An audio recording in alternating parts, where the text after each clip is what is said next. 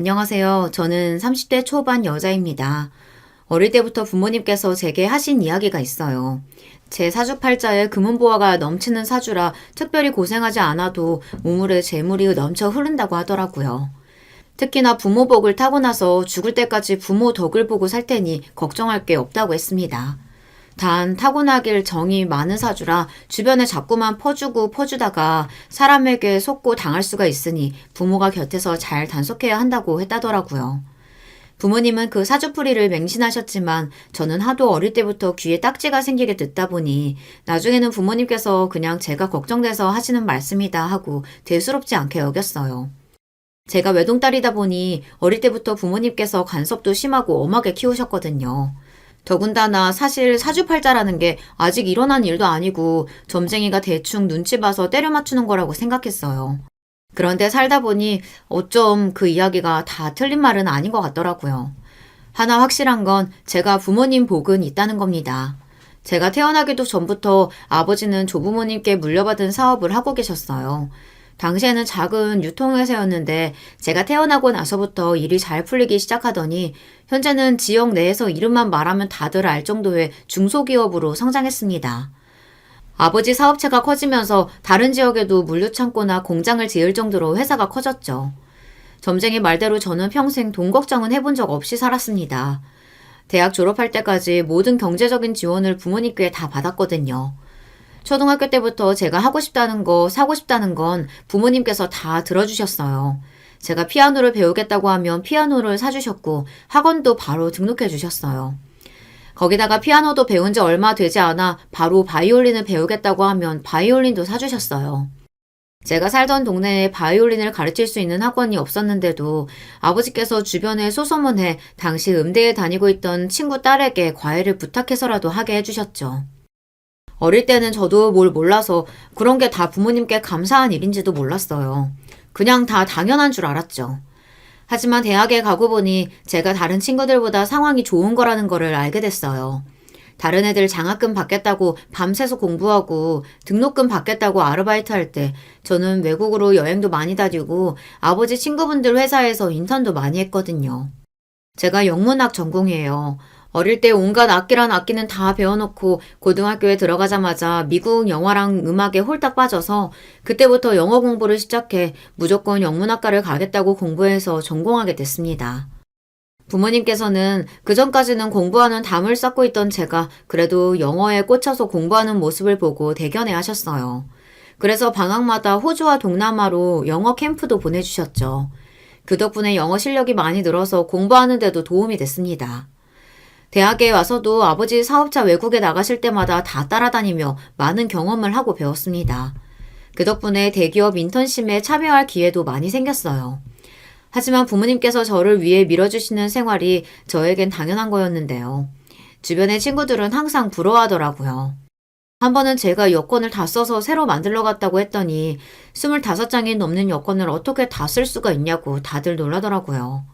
저에게는 놀랄 일이 아니었는데 제 또래 친구들에게는 신기한 일이었습니다. 방학 때마다 외국 나가고 옷이며 가방도 다 명품이길래 진작부터 금수저인 줄은 알고 있었지만 이제 보니까 너 완전 다이아몬드 수저구나? 다이아몬드 수저는 무슨 그냥 난 외동이라 그래. 내 주변에 다른 외동들도 많은데 다 너 같지는 않거든. 너 겨울방학 때도 부모님이랑 미국 일주 다녀왔다고 했을 때 나 사실 진짜 깜짝 놀랐는데 안 그런 척한 거야. 그리고 너 지금 들고 있는 그 가방도 연예인이 들고 있는 한정판이랑 똑같은 거잖아. 그것도 아버지가 사준 거지? 와, 너 진짜 부럽다. 아, 이게 한정판이야? 난 그냥 아버지가 출장 다녀오시면서 사주셔서 몰랐어. 이거 파우치도 세트 있는데 그거 너 줄까? 나 파우치는 잘 안 쓰거든. 진짜? 놔주면 나야 너무 잘 쓰지. 나 나중에 너희 집 한번 놀러 가도 돼? 구경하고 싶어. 당연히 괜찮지. 이번 주말 부모님 여행 가시는데 놀러 올래? 아예 와서 자고 가. 지금 생각해보면 그때는 제가 너무 뭘 모르고 철이 없었던 것 같아요. 제가 걱정이라고는 없이 마냥 해맑게만 자라다 보니 다른 친구들이 어떻게 사는지 관해서는 잘 몰랐어요. 다 저처럼 행복하게 사는 줄 알기도 했고 친구들이 제 앞에서 힘든 이야기를 해서 들어도 다 이해하지 못하기도 했고요. 만약 제가 눈치가 좀 있는 애였으면 그렇게 친구들 앞에서 자랑하는 것처럼 제 생활을 드러내놓고 보여주지는 않았을 텐데 지금 생각하면 좀 민망하기는 해요. 저를 부러워해주는 친구들에게 뭐라도 해주고 싶어 밥도 제가 항상 사고 제 물건을 나눠주기도 했어요. 친구들이 자꾸만 저에게 금수저라고 하고 부럽다고 하니 제가 그렇게 하는 게 당연한 줄 알았거든요. 그런데 시간이 지날수록 그런 관계가 문제가 있다는 걸 알게 됐습니다. 물론 저를 부러워하는 친구들도 있었지만 그런 저를 시기하고 미워해서 이용하는 친구들도 있었거든요. 이번에 미국 취업연수 네가 가게 됐다며? 그거 학점 높은 애들도 간당간당했다던데 너 어떻게 한 거야? 어, 그게 교수님께서 여러 면에서 조건이 내가 맞는다고 추천하셨어. 나 작년 겨울방학 때 미국 일주 다녀온 게 인상 깊으셨나 봐. 와, 좋겠다. 누구는 1년 내내 아르바이트 몇 항씩 뛰어도 미국 한번 가보기 힘든데. 너는 아버지 능력으로 그 비싼 미국 일주까지 갔다 오고. 부러우니까 오늘도 네가 밥 사. 친구들은 부럽다는 명목으로 항상 저에게 밥을 사라고 했습니다. 인턴십 가는 거 너무 부러우니까 밥 사. 해외여행 다녀온 거 너무 부러우니까 밥 사. 혹은 제가 가지고 있는 물건이 탐난다며 툭하면 달라는 말도 잘했어요. 제가 팔찌를 차고 있으면 마음에 든다며 잠깐 차보겠다고 가져가서 아예 안 돌려준 적도 있습니다. 시간이 지나서 제가 팔찌를 달라고 하면 오히려 저를 쪼잔하게 만들었어요. 그런 거 집에 차고 넘치면서 치사하게 그런다고 그러기도 했죠. 그러고 보면 진짜 세상 불공평하지 않아? 너같이 빽 좋은 애들은 어차피 취업도 아버지가 다 알아서 해줄 텐데 이렇게 좋은 기회까지 너 같은 애들이 앞에서 다 뺏어가면 우리 같은 애들은 어떡하냐? 맞아. 백날 장학금 타고 아르바이트 하면 뭐래. 인턴 면접 볼 때 경험 부족하다고 아예 기회조차 주지 않는데. 서글플 똥수저의 삶이란. 우울하다 우울해. 오늘은 밥 말고 술 사주라. 말 그대로 저를 마냥 부러워하는 애들도 있었지만 이런 제 상황을 아니 꼽게 바라보는 애들도 많았어요. 제가 일부러 다른 친구들의 권리를 빼앗으려고 한 것도 아니고 저도 간절히 원하던 연수라 여러 조건에 부합하려고 나름 노력했거든요. 물론 집안 사정이 넉넉해서 어릴 때부터 많은 경험을 한 게 합격 요인이 됐지만 그게 뭐가 문제라는 건지 모르겠어요. 제가 부조리하게 범죄를 저지른 것도 아닌데 말이죠. 밥이고 술이고 사는 거 저에겐 어렵지 않았습니다. 하지만 언제부턴가 너무 당연하게 얻어만 먹고 제 물건을 자기들 것처럼 갖다 쓰는 게 화가 나기 시작했어요. 한 번은 이런 일이 있었거든요. 친구가 중요한 소개팅이 있다며 우리 집에 와서 옷이랑 가방이랑 신발까지 다 빌려갔어요. 사실 그 옷은 제가 아끼는 거라 저도 자주 입지 않았던 거예요. 거기다가 친구 소개팅이랑 같은 날 아버지 지인 결혼식에 입고 가려고 세탁까지 해놓은 건데 하필이면 친구가 그 옷이 마음에 든다며 빌려달라고 사정을 하더라고요. 할 수 없이 빌려줬습니다. 그런데 그날 저녁 일이 좀 있었어요. 어머니께서 저를 급히 찾으셨어요. 수정아, 엄마가 개똥 갖다 주려고 현금 찾아놓은 거 주방 식탁에 잠깐 올려뒀었는데 못 봤어? 돈이 봉투째 사라졌어. 에이, 돈 봉투가 발에 달린 것도 아니고 갑자기 어디로 사라져요. 전 주방 근처에도 안 갔으니까 잘 찾아보세요. 어머니께서 개돈하려고 찾아놓은 현금 중 50만 원만 사라졌답니다. 제가 친구랑 집에 오기 전까지 분명 있었는데 사라졌대요.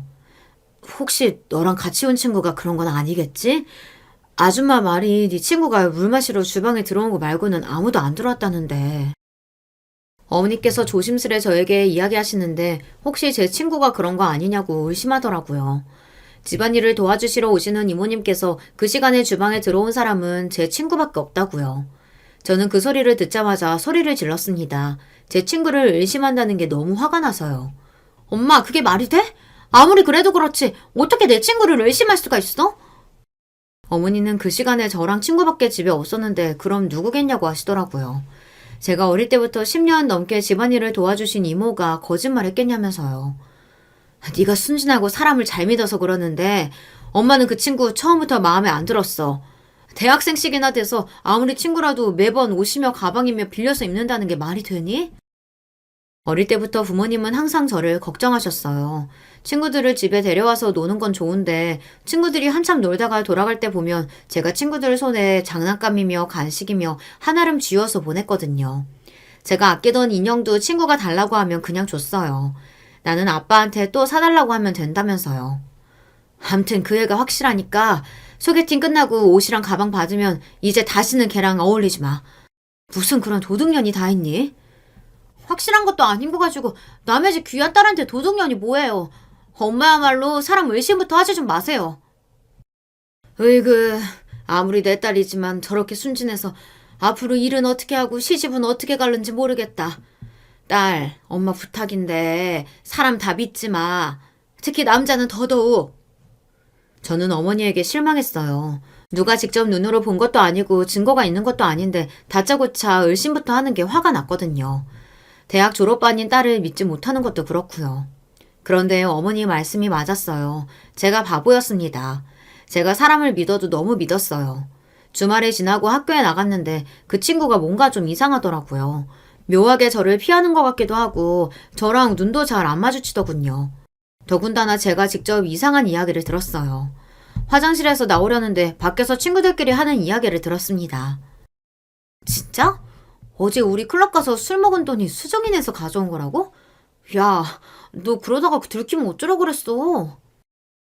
친구 둘 다 주말 내내 연락이 안 되더니만 저만 빼고 둘이 클럽에 갔다 한다 보더라고요. 더군다나 믿기지 않는 건 어머니 돈에 손을 댄 게 그 친구가 맞았습니다. 야, 이수정 절대 몰라. 집에 얼마나 잘 사는지 현금이 뭉텅이로 식탁 위에 그대로 있더라니까? 그 많은 돈 중에 살짝 빼온 거라 절대 모를 거야.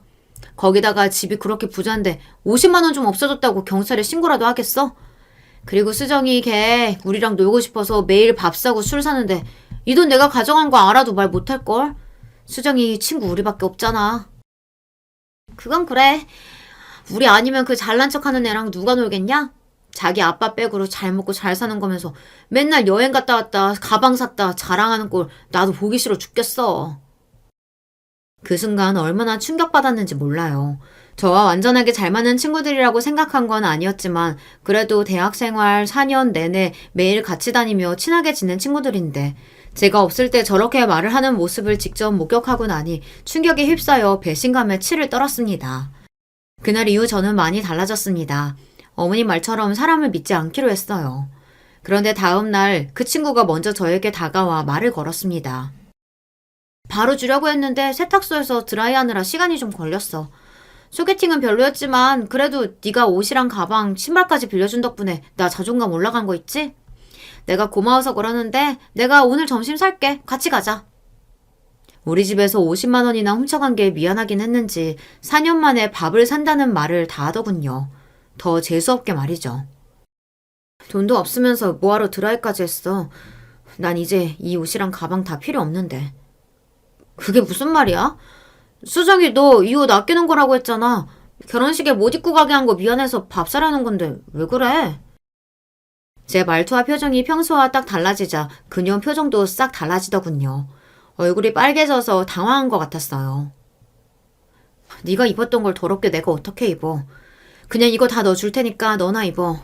너 이런 거 하나도 없잖아. 제가 아무리 지금까지 걔 호구로 살았지만 병신은 아니에요. 제가 아무리 주변에 사람이 없고 친구가 별로 없어도 이런 년은 필요 없었습니다. 뭐야? 더럽게? 야 이수정, 너 지금 말 다 했어? 네가 빌려주기 싫은 옷 좀 빌려갔다고 지금 나한테 복수하는 거야? 복수는 무슨. 그냥 난 네가 돈 50만 원도 없어서 빌빌거리는 것 같길래 그 옷이라도 갖다 팔라고 주는 거지. 그리고 그렇게 힘들면 말을 하지 그랬어. 그깟 50만 원 그냥 줄 수도 있는 건데. 뭐? 50만 원을 그냥 줘? 그게 뭔데? 뭔데 나한테 이 난리야? 제가 다 알았다는 걸 자기도 알았으면서 그녀는 끝까지 모른 척을 하더군요. 아무것도 모르는 척 하고 싶은가 본데 어쩌지? 네가 몰라서 그러는데 우리 집 같은 집에는 공간마다 CCTV 다 있어. 너 우리 집 주방에서 돈 훔치는 거 CCTV에 다 찍혔다고 이 도둑년아. CCTV가 있다는 말은 거짓말이었습니다. 재수없는 도둑년에게 똑같이 복수해주려고 저도 최선을 다해 엿을 먹이고 싶어서 한 소리였어요. 그깟 50만 원으로 경찰 왔다 갔다 하는 거 피곤해서 그냥 봐줄게. 대신 앞으로 내 앞에 절대 나타나지 마. 아는 척도 하지 말고. 저는 제 할 말만 다 하고 바로 돌아섰습니다. 물론 제 말에 그 도둑년은 분에 못 이겨 내 뒤에다 대고 마구 소리를 질러댔지만 저는 하나도 들리지 않았어요. 듣고 싶지도 않았고요. 졸업을 몇 개월 앞둔 상황에 그년들의 실체를 알게 돼서 제 4년 대학 생활을 송두리째 망쳐버린 건 가슴 아팠지만 이 또한 다 경험이라고 생각하기로 했습니다. 어쩌면 그때라도 알게 된 게 다행이죠. 사회에 나와서도 그런 년들과 아는 사이로 지냈으면 저만 손해였을 테니까요. 그 이후 그 도둑년과는 졸업할 때까지 말도 안 섞었어요. 저야 그년들 말대로 졸업하자마자 아버지 회사에 취직해 잘 살고 있고 그년들은 취직 안 돼서 편의점 아르바이트 하면서 면접만 내내 보고 다닌다는 말은 들었습니다. 주변 동기들은 그 둘만 아직 취직이 안 됐다고 불쌍하다고 했지만 저는 전혀 불쌍하지 않았어요. 저에게 씻을 수 없는 상처를 줬으니 그년들도 평생 그 모양 그 꼴로 살기를 누구보다 바랬습니다. 그래도 그년들 덕분에 제 성격은 많이 변했습니다. 그 이후로 웬만해서 사람을 잘 믿지 않아요. 누군가 이유 없이 저에게 잘해주거나 먼저 다가오면 의심부터 합니다. 어떨 땐 이런 면이 스트레스로 돌아오기도 했지만 나중에 더 큰 상처를 받지 않기 위해선 누구도 믿지 않는 편이 더 나은 일이라고 생각했어요. 더군다나 저는 아버지께서 운영하시는 회사에 다니다 보니 제 주변 사람 모두가 다 저를 편하게 대하지 않았어요. 회사 사람들도 제가 대표 딸이다 보니 편하지 않아 그런 거겠지만 모두가 다 저에게 좋은 면만 보여주려고 했고 사적인 이야기도 전혀 나누려고 하지 않았습니다. 사무실에 들어가면 다들 웃고 떠들고 있다. 저만 들어가면 조용해지기 일쑤였어요. 학교 다닐 때와 달라진 것이 없이 제 주변엔 사람이 없었어요. 항상 제 편인 부모님이 계셨지만 저는 항상 외로웠습니다. 처음엔 제가 문제라고 생각해서 바뀌어보려고도 노력도 했어요. 제가 먼저 친근하게 말도 걸고 가까워지려고 노력도 했습니다. 그런데 별 효과가 없더군요. 오히려 직원들은 뒤에서 그런 제가 불편하다고 이야기했어요. 사장딸이 평사원으로 있으니까 오히려 더 불편해요.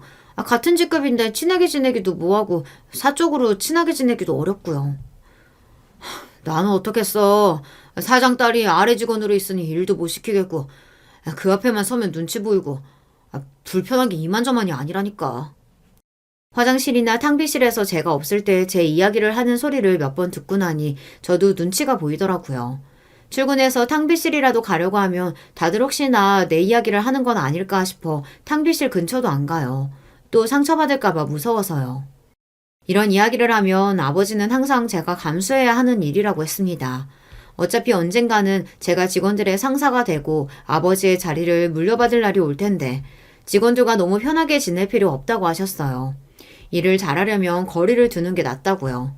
아버지에게 그런 이야기를 들을 때마다 저는 대학 때 그 재수없는 동기년들이 한 말이 떠올랐어요. 제가 아버지 백 믿고 잘난 척만 하고 재수없어서 주변에 친구가 없고 사람이 없다고요. 내가 아무리 난 그런 사람이 아니라고 누구와도 잘 지낼 수 있는 사람이라고 생각하고 떠들어도 이런 순간이 오면 난 정말 온전히 나로만 누군가와 가깝게 지낼 순 없는 건가 이런 마음에 사로잡혀 외롭기도 합니다. 그래서 결혼을 빨리 하고 싶었어요. 저와 비슷한 환경에서 비슷하게 자란 사람과 누구에게도 말하지 못했던 이런 감정들을 공유하며 잘 살고 싶었습니다. 그래서 20대 후반이 되고 나서부터 주말마다 선을 봤어요. 그런데 이게 막상 저와 비슷한 환경에서 자라 조건이 좋은 남자들을 만나니 다른 문제가 있더라고요. 다들 연애나 사랑보다는 조건에 맞춰서 결혼하려고 나오는 것 같았거든요. 그렇다 보니 나누는 이야기도 지루하고 재미없었습니다.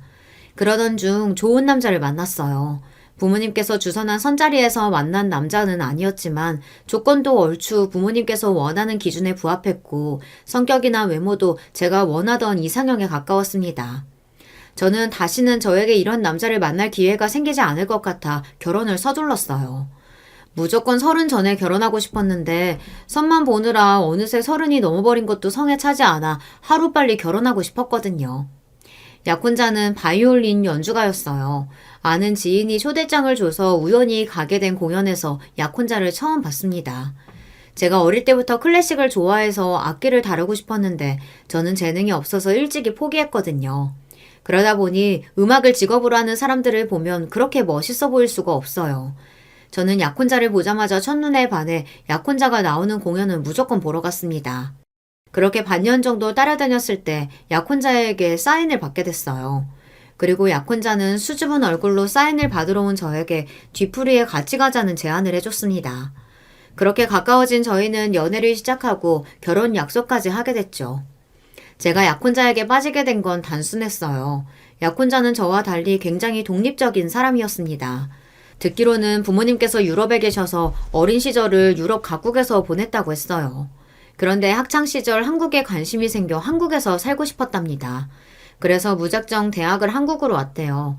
부모님은 반대하셨지만 약혼자가 완강하게 우겨서 한국에 왔대요.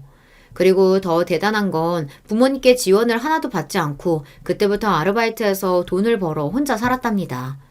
그래서 그런지 약혼자는 다른 남자들과 달리 허세도 없고 잘난 척도 안 해요. 돈도 허투루 쓰는 법이 없습니다. 약혼자가 나왔다는 유럽의 학교들은 제가 알기로도 학비가 비싸기로 유명한 학교들입니다. 그 정도 학교들을 나왔다는 건 집안 경제력이 뒷받침됐다는 건데 부모님의 도움 없이 타국에서 혼자 힘으로 살았다는 게 평생 부모님의 도움으로만 산 저 같은 사람에게는 멋있게 보였어요. 한 번은 그런 적이 있었어요. 약혼자가 타는 차가 있는데 언뜻 봐도 10년은 넘은 차 같았죠. 데이트할 때 몇 번 타봤는데 시동이 자꾸만 꺼졌어요. 저는 10년이면 오래 탔으니 차 바꾸는 게 어떠느냐고 했어요. 그랬더니 약혼자가 하는 말이 한국에 들어와 자신이 번 돈으로 처음 산 차라 바꾸기가 너무 아깝답니다. 정이 들었다고요. 그 말을 듣는데 저도 가슴이 찡했습니다. 안 그래도 내가 타고 싶은 차가 있긴 한데 그 차는 자기랑 결혼하고 사려고. 자기랑 결혼하자마자 사면 그게 또 의미가 있잖아. 약혼자는 한국에 들어와 혼자 살면서 힘들게 번 돈으로 산 차를 계속 타다가 저와 결혼하면 차를 바꾸고 싶대요. 혼자 해서 둘이 된 기념으로 차를 사면 그게 더 의미가 있을 것 같다면서요. 약혼자의 말에 감동한 저는 제가 차를 사주겠다고 했습니다. 어차피 둘이 결혼도 약속한 사이고 안 그래도 신혼집을 약혼자가 알아서 준비하겠다고 해서 나는 뭘 준비해야 하나 고민이었는데 차를 사면 좋을 것 같아서요. 약혼자에게 그렇게 말하니 처음엔 거절했어요. 식을 올리고 사도 괜찮다고요. 그런데 며칠 뒤 생각지도 못한 일이 벌어졌습니다. 약혼자가 출근하던 길에 약혼자 차가 그대로 퍼져버렸다고 하더라고요. 집에서 나간 지 얼마 되지 않아 차가 퍼져서 다행이지 바쁜 출근 도로길에서 퍼져버렸으면 정말 큰일 뻔했어요. 이럴 줄 알았어. 이래서 내가 진작에 차 바꾸자고 했잖아. 사고 안 나서 다행이지 사고라도 났으면 어쩔 뻔했어. 안 되겠다. 우리 그냥 지금 당장 차부터 사자. 나도 지금 당장 사고 싶지. 근데 아파트 중도금으로 있는 돈 다 넣어놔서 내가 지금 당장은 돈이 없어. 무슨 그런 소리래. 차는 당연히 내가 사준다고 그랬잖아. 그 비싼 아파트를 자기가 혼자 다 준비했는데 내가 차 정도는 살 수도 있지. 제가 결혼을 서두른 이유 중 하나가 약혼자가 그 힘들다는 청약에 당첨이 됐어요. 위치도 너무 좋고 평수도 넓어서 결혼해서 둘이 살기 딱 좋을 것 같아 입주 날짜에 맞춰 결혼하려고 한 겁니다. 사실 청약이 돼서 기쁘긴 한데 입주하려면 들어가는 돈이 꽤 많아요. 그 비용을 약혼자가 혼자 준비하려고 하니 부담될 게 뻔했죠. 그런데도 약혼자는 힘들다는 말 없이 혼자 다 해결하려고 했어요. 그랬으니 차 살 돈이 없는 건 당연했죠. 나야 자기 돈은 한 푼도 안 쓰게 해주고 싶으니까 그렇지. 괜히 신경 쓰게 하는 것도 미안하고. 앞으로 부부 될 사이인데 미안하긴 뭐가 미안해. 앞으로 아파트에 들어가는 돈도 힘들면 나한테 말해. 아버지한테 이야기해서 내가 준비할게. 자기가 말이라도 그렇게 해주니까 너무 든든하고 좋다. 고마워. 약혼자가 말을 참 예쁘게 해요. 연애하는 동안도 제가 선물을 하거나 밥이라도 사면 이런 건 처음 받아봤다면서 그렇게 좋아했어요. 사실 약혼자가 몇 년 힘들었어요. 코로나 때 공연이 없어서 힘든 시기가 있었거든요. 그때도 약혼자가 제가 걱정할까봐 일절 말은 하지 않았지만 제가 약혼자네 집에 갔다가 우연히 카드 연체 서류를 보게 됐어요. 제가 발견하고 이게 뭐냐고 물었더니 약혼자가 놀라서 서류를 주위에 숨기더라고요. 별거 아니라고요. 별거 아니긴 카드 연체됐다고 온 서류 같은데 요즘 공연 없어서 힘들어 보이더니 사정이 많이 안 좋은 거야? 그게 많이는 아니고 요즘 좀 일이 없어서 사정이 좀 그렇네. 남자친구가 얼마나 공연도 열심히 하고 성실한 사람이라는 걸 아는데 상황이 도와주지 않는 것 같아 너무 속상하더라고요. 그런 일이 있으면 나한테 말을 하지 왜 말 안 했어. 카드 자꾸 연체하다가 신용불량자라도 되면 어떡하려고. 내가 도와줄 테니까 우선 빨리 카드값부터 갚자. 그런 남자친구가 안쓰러워 제가 돈을 좀 줬습니다. 카드값에 당분간 지낼 생활비를 보태서 줬어요. 그때도 남자친구가 절대 안 받겠다는 걸 제가 억지로 쥐어줬습니다. 약혼자는 그런 사람이에요. 힘든 일이 있으면 저나 가족에게 도움을 청하면 되는데 그런 이야기를 하면 저나 가족들이 더 힘들어할까봐 항상 말을 안 했죠. 그러던 중 약혼자와 일이 좀 있었어요. 상견례 날짜를 잡는 게 생각보다 쉽지 않았습니다. 우리 부모님이야 아무 때나 시간을 맞추시겠다고 했는데 유럽에 계신 시부모님께서 일이 바빠서 상견례 날짜를 조율하는데 시간이 좀 걸렸어요. 처음엔 이번 달 안에 상견례가 가능할 것 같다고 하더니 며칠 뒤 이번 달은 안 되고 다음 달에나 들어오실 수 있을 것 같다고 했습니다. 상견례를 해야 결혼식 날짜도 잡고 자세한 준비 상황들을 정리할 수 있는데 남자친구가 자꾸만 상견례 날짜를 미루니 처음엔 화가 좀 나더라고요. 아무리 일이 바쁘셔도 하나밖에 없는 아들 결혼 준비를 하는 건데 왜 자꾸 미루시나 싶었죠. 그나마 다행인 건 시부모님께서도 사업을 하시는 분들이라고 하니 저희 부모님은 다 이해하신다며 편하실 대로 잡으라고 하셨어요. 아직 둘 다 젊은데 서두를 거 뭐 있냐고요. 하지만 저는 되도록 결혼을 서두르고 싶었습니다.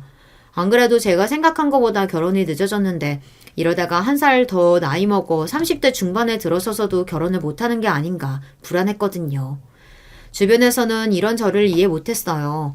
결혼해도 특별히 좋을 게 없는데 왜 그렇게 빨리 결혼하고 싶어 하는 거냐고 했죠. 사실 제가 결혼을 서두르는 이유는 여러 가지 있었어요. 제가 아이를 좋아해서 무조건 둘 이상은 낳고 싶어요.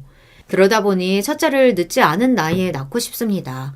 그래야 둘도 낳고 셋도 낳을 수 있으니까요. 그리고 또 한 가지는 부모님 때문이에요. 저희 부모님께서 결혼하고 두 분 다 바쁘게 일만 하시다 저를 늦게 낳으셨어요. 그렇다 보니 현재 부모님 연세가 많으십니다. 바로 얼마 전까지만 해도 할머니, 할아버지 같지 않고 젊어 보이셨던 것 같은데 최근에는 자꾸만 몸에 이상이 생겨서 병원 신세를 지기도 하시고 살도 빠져서 얼굴에도 주름이 생기신 게 부쩍 늙어 보이세요. 하나밖에 없는 딸이 결혼해서 자식 낳고 잘 사는 모습을 빨리 보여드리고 싶습니다. 평생 철없는 제 뒷바라지만 하시면서 사셨으니까요. 그러던 어느 날이었습니다. 생각하면 생각할수록 찜찜한 일이 좀 있었습니다. 그날은 남자친구 차가 나와서 제가 퇴근하고 차를 받아 약혼자네 집으로 향하는 길이었어요. 약혼자가 연말이라 공연이 많아서 바쁘다고 해서 우리 집 근처에서 차를 받았거든요. 약혼자는 내일 오라고 했지만 저는 한시라도 빨리 차를 보여주고 싶어서 약혼자네 집으로 갔어요. 주차장에 차를 세우고 내리려는데 마침 익숙한 사람이 엘리베이터 앞에 서 있더군요. 제 남자친구였어요. 저는 엘리베이터에 타려는 남자친구의 뒤를 따라 달려갔습니다. 엘리베이터 문이 닫히기 전에 급하게 올라탄 제 모습에 남자친구는 놀라서 소리까지 질렀어요. 짠! 서프라이즈! 놀랐지? 자기 차 나와서 빨리 보여주려고. 내가 직접 운전해서 왔어. 잘했지? 깜짝아. 연락도 없이 오면 어떡해. 갑자기 나타나서 놀랐잖아. 저는 당연히 남자친구가 좋아할 줄 알았는데 남자친구 반응이 어딘가 이상했습니다. 못 볼 걸 보기라도 한 사람처럼 진심으로 놀란 것 같았어요. 심지어 저에게 연락도 안 하고 왔다고 화를 냈습니다. 뭘 그렇게까지 놀라, 사람 무한하게. 아니, 무한하게 하려고 한 건 아닌데 그냥 좀 놀라서. 그 순간 엘리베이터 문이 열렸고 저는 먼저 내렸습니다. 그러고는 약혼자가 사는 집 쪽으로 다가갔는데 현관문 앞에 누가 서 있더라고요. 앳된 얼굴의 남학생으로 중학교 교복까지 입고 있었습니다. 그리고 이상한 게 그 남학생이 남자친구를 뚫어지게 바라보고 있었어요. 마치 아는 사이처럼요. 누구야? 아는 학생이야? 저는 누구냐고 아는 사이냐고 바로 물어봤어요. 그러자 남자친구가 잔뜩 당황한 얼굴로 동그래진 눈을 하고 저를 바라보더군요. 알긴, 내가 저렇게 큰 애를 어떻게 알아. 맞다. 자기 차 가지고 왔다며? 나 너무 궁금하다. 지금 내려가서 시승하고 오자. 지금? 알았어. 가자.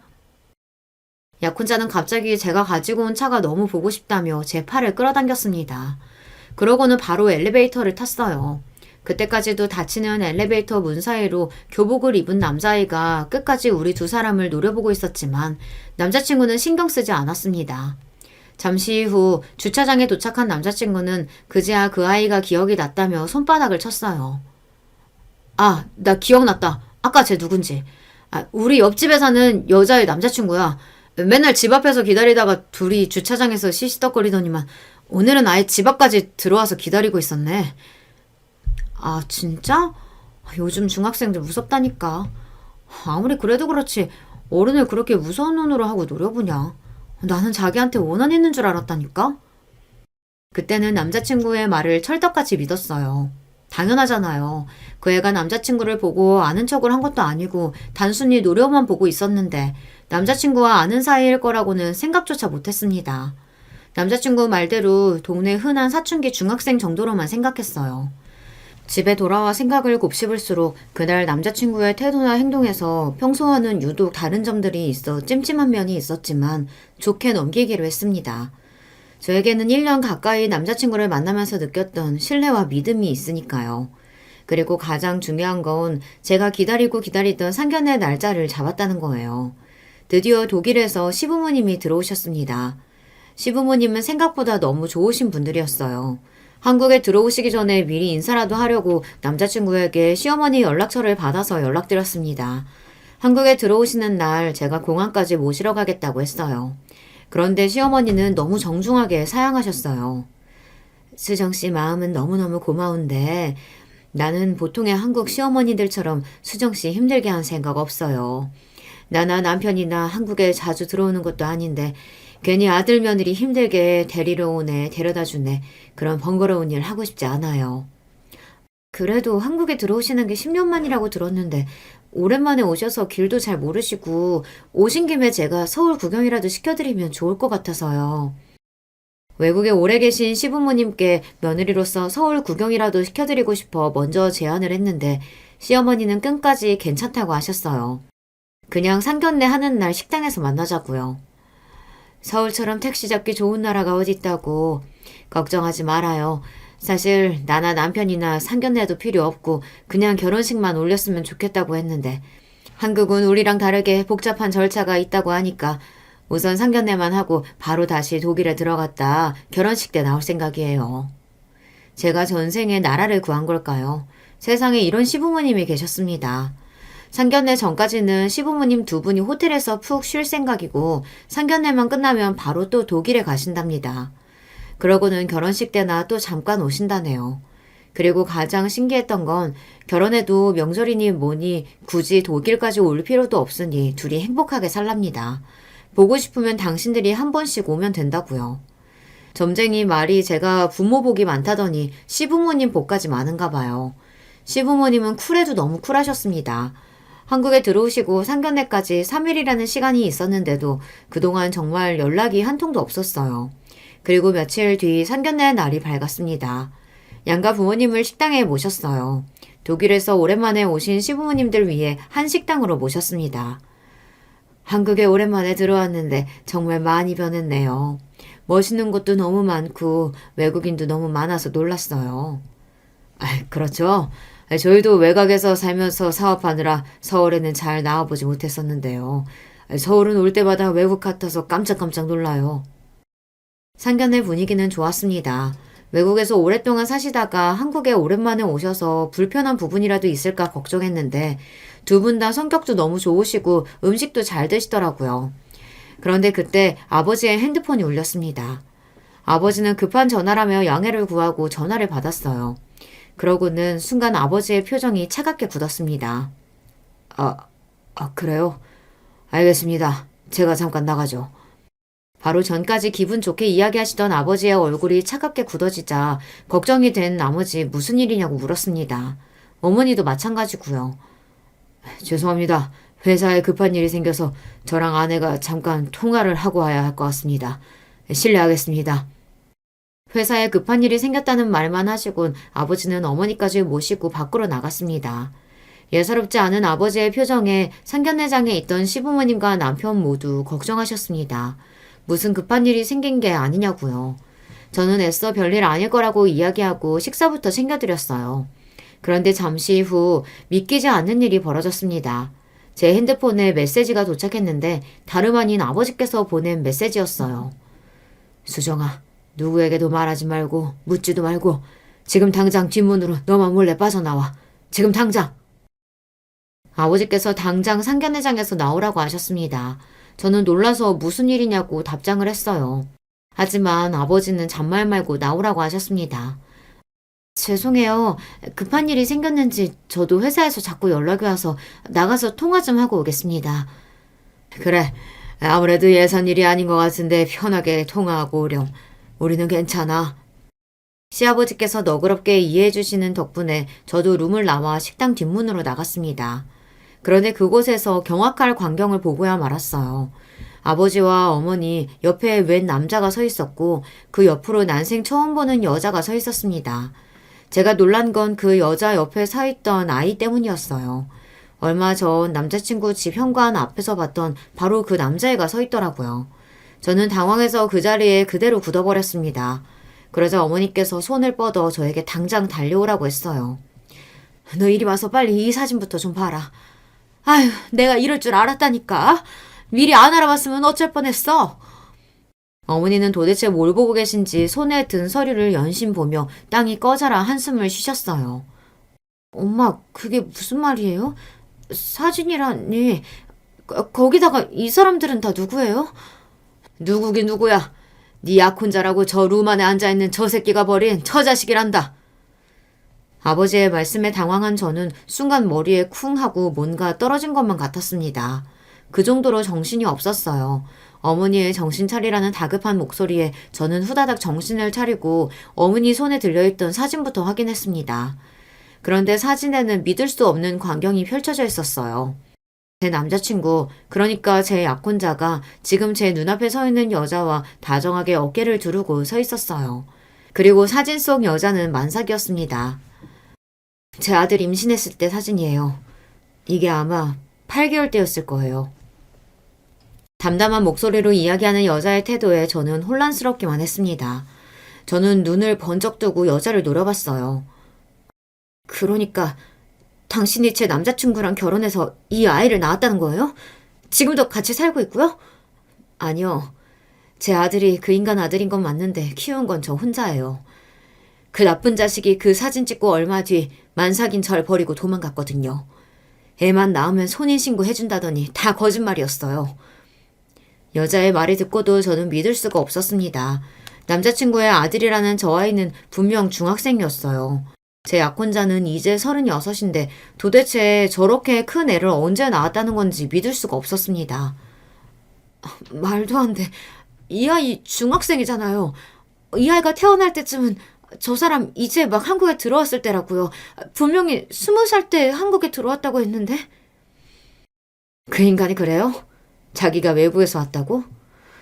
와, 그 허언증 아직도 못 고치고 그러고 살고 있구나. 그 새끼 말 다 거짓말이에요. 나한테는 제일기업 회장 아들이라고 했어요. 자기가 제일기업 회장이 바람나서 난 사생아라 집안에서 환영은 못 받지만 그 집 아들은 확실하다고. 그래서 아파트도 하나 받기로 했다고. 나한테 조금만 기다리라고 했다니까요. 저는 여자의 말에 놀라 눈앞이 깜깜해졌습니다. 머릿속은 새하얗게 변해버렸어요. 여자는 임신한 자신을 버리고 간 남자에 대한 억울함이 가득 담긴 목소리로 어쩔 줄 몰라 하며 저를 향해 울부짖었습니다. 그 모습은 절대 거짓말이 아니었어요. 더군다나 그 여자의 말을 뒷받칠 만한 증거가 너무나도 차고 넘쳤습니다. 아버지 어머니와 함께 있던 남자는 다름 아닌 심부름센터 직원이었어요. 부모님께서 제 약혼자의 뒤를 캤대요. 어머니는 그 직원이 알아냈다는 제 남자친구의 진짜 모습이 담긴 서류를 저에게 건넸습니다. 저는 서류를 보자마자 손이 부들부들 떨렸습니다. 그리고 너무 억울하고 가슴이 아파서 눈물이 왈칵 쏟아졌어요. 그리고 어머니를 향해 다짜고짜 소리를 질렀습니다. 이게 다 뭐예요? 과거 없는 사람이 어딨다고! 나한테 말도 안 하고 제 약혼자 뒤를 캐요? 너무 놀라서 제가 머리가 어떻게 된 건지 순간 부모님이 원망스러웠습니다. 제가 사랑하는 사람의 과거를 저에게 허락도 없이 알아왔다는 게 너무 화가 났어요. 그런데 어머니의 말씀이 놀라웠습니다. 우리라고 이러고 싶어서 그랬겠어? 네 약혼자 아무래도 이상해서 가만히 있을 수가 있어야지. 그래. 얼마 전에 이 아이 엄마가 우리한테 전화를 해줘서 이 사실을 알게 된 거라고. 부모님께서 상견례를 하기 며칠 전 이상한 전화 한 통을 받았답니다.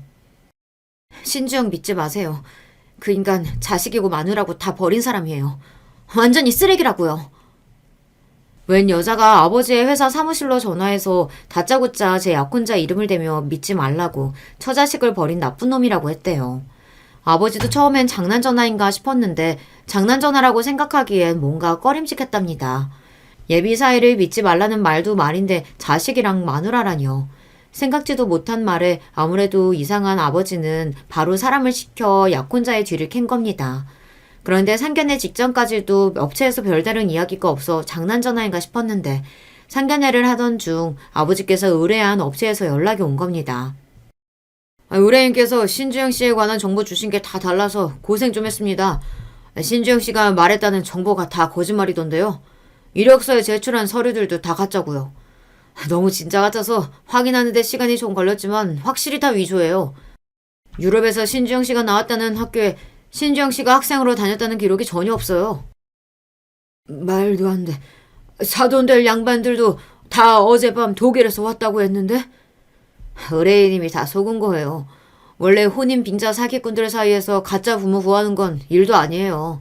심지어 신주영 씨 원래 이름이 신준호인데 원래 보육원 출신이더라고요. 20살 때 신주영으로 개명했던데요. 암튼 지금 상견례장 근처에 이 사실을 확실히 증명해줄 분과 제가 와 있으니까 의뢰인께서 직접 오셔서 다 확인하시죠. 약혼자의 뒤를 캐던 업체 사람은 여자와 아이의 존재까지 알게 된 거예요. 여자는 무슨 일이 있어도 그 인간의 실체를 밝히겠다고 해서 이곳까지 함께 온 거였습니다. 믿었던 약혼자의 말은 다 거짓말이었습니다. 저는 단단히 속았어요. 이름도 부모도 다 가짜였대요. 더군다나 약혼자는 저만 속인 거 아니에요.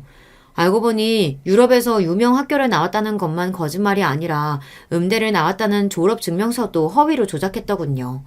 애초에 대학을 나온 적이 없어요.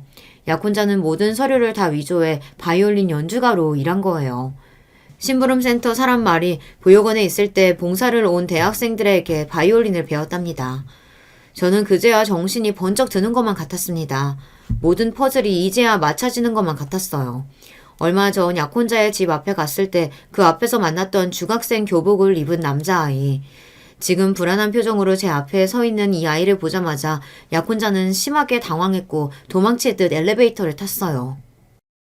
처자식 버리고 간 놈 미워서 아들한테 한 번도 아버지에 대해 말해준 적이 없는데 이 녀석이 사춘기가 오니까 자기 아빠에 대해 궁금했는지 제 수첩을 뒤졌나 봐요. 거기서 그 인간 연락처를 알아내서 저 모르게 따로 연락하고 지내나 보더군요. 더 충격적인 건 이 인간이 핏줄은 또 땡겼는지 애가 10살쯤 됐을 때 먼저 연락을 해왔다는 겁니다. 그러면서 여자에게 자기 연락처를 알려주며 양육비라고 코딱지만큼 보냈대요. 여자는 더럽고 구차해서 양육비 필요 없다고 다 던져주고 나왔는데 아들이 그때 적어둔 연락처를 찾아낸 거죠. 그 이후 자기 아들이라고 먼저 연락 온 아이에게는 집 주소도 알려주고 종종 용돈도 보내줬답니다. 그래서 그날 이 아이가 집까지 찾아온 거였어요. 그날 저 보자마자 도망가는 모습 보고 저도 실망했어요. 그런 인간은 아버지도 아니에요. 아이도 그날 자신을 모른 척하고 도망친 남자에게 상처받았나 보더라고요. 저는 이 상황을 감당할 수가 없었습니다. 너무 혼란스러워서 그 자리에 주저앉아 버렸어요. 저는 이대로 어딘가에 숨고만 싶었습니다. 이대로 사라지고 싶었어요. 그때였습니다. 지금 뭐 하는 거예요? 정신 차리고 일어나서 저 인간 딱이라도 날려줘야죠. 나야 억울해도 할 수 없는 게 내가 좋아서 임신하고 자식 낳아 키운 거지만 당신은 다르잖아요. 저 인간 잡아 쳐넣을 수 있는 증거가 이렇게 많은데 왜 바보처럼 그러고 있어요? 바닥에 주저앉은 제 눈을 보며 여자가 또박또박 말을 하는데 다 맞는 말이었습니다. 저는 자리에서 벌떡 일어났어요. 그리고 바로 경찰에 전화해서 신고했습니다. 여기 혼인 빙자 사기꾼이 셋이나 있다고요. 잠시 후 경찰이 식당으로 출동했고 저와 부모님은 경찰들을 대동하고 룸 안으로 들어갔습니다. 그리고 현장에서 재수없는 약혼자 새끼와 그 인간의 가짜 부모들이 잡혔습니다. 뭐야?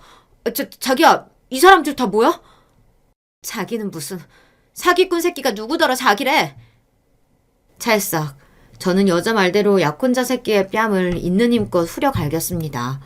손바닥에 저의 분노를 가득 실었더니 약혼자 새끼는 그대로 바닥으로 넘어졌어요.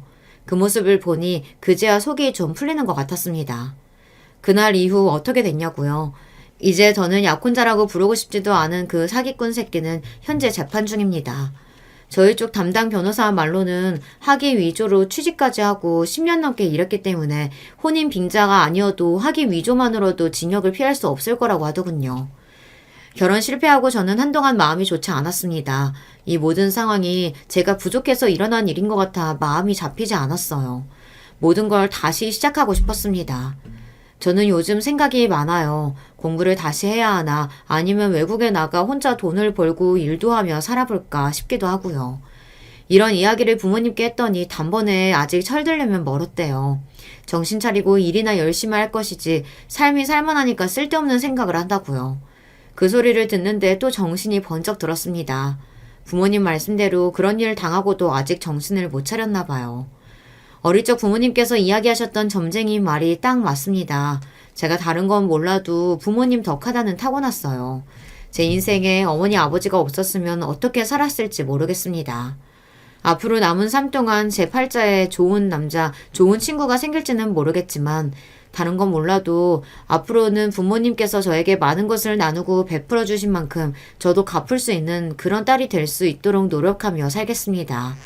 많이 부족하고 모자란 저지만 앞으로는 정신 차리고 속지 말고 살라고 따끔하게 한마디씩 댓글로 남겨주세요.